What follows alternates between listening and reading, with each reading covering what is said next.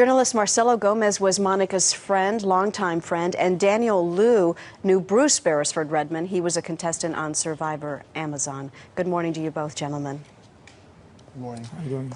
Marcelo, I'd like to talk first a little bit about the victim here, Monica, your friend of 17 years. What would you like us to know about her? I only have good things to talk about Monica. I've known her since I arrived to the United States, and it's a major blow for our community. She's definitely an icon to the Brazilian community in Los Angeles. Everybody knows her. Who doesn't know Zabumba? Zabumba? Is that what they call her?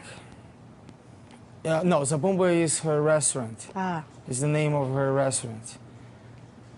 When you first... The Brazilian... I'm sorry, go ahead. When you first heard that Monica was missing, what came to your mind? I just thought she would show up with a bad headache. It was nothing. And when we heard the reality, it was like, we couldn't even believe. We still don't believe, you know. Her restaurant is just across the street from my office. And you just feel she's, you know, her presence still there, you know. I know that we never really know what happens behind closed doors in a marriage, but from your observations, Marcelo, with her and Bruce, what kind of marriage did they have?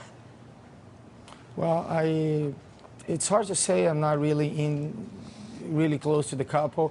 From what I know him, and I could be wrong, I don't know the story, but he seems an outstanding guy. He's a good person, as far as I know. The other day, I just showed up to their restaurant. They were remodeling it, and, well, he was holding a hammer and doing, you know, work. And he's a producer. He doesn't need that. I think he's a guy down to earth. I don't see him as a murderer. But I say, I don't know. Right. Let me ask Daniel, because, Daniel, you do know Bruce quite well. You were a contestant on Survivor Amazon, which he produced.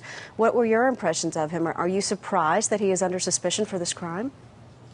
Oh, I was shocked. I mean, we're a Survivor family, and we just had our 10th anniversary party celebration in January. And when I knew him, he was just a cool, even-tempered type of guy, you know? And you have to be a producer on Survivor. You know, you're dealing with a lot of hungry, cranky Survivor contestants. And you know, when I got voted off, he was very encouraging to me. He hung out with us, and yeah, he's just not that type of person. Daniel, Marcelo, thank you. I want to bring in CBS News legal analyst Lisa Bloom as well. Lisa, he is under arrest for murder, or under suspicion at this point for murder in Mexico. What are his rights under Mexican law, and do they differ from charges here in this country?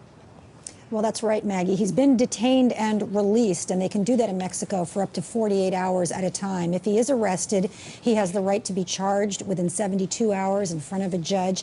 And in some ways, Mexico does give the same rights as U.S. courts. He has the right to an attorney of his choosing. He has the right to remain silent. He has the sort of speedy trial rights, the right to have this case brought in front of a judge for trial within about 1 year. But Amnesty International is issued a blistering report about the Mexico criminal justice system just a couple of years ago. It is notoriously corrupt. The jails, they say, are unsanitary, violent, and overcrowded. You certainly do not want to be arrested in Mexico, that's for sure. Do you think that Mexican authorities will pay special attention and handle this especially carefully because it's getting so much attention in this country? Absolutely. I think the glare of the media has to help him.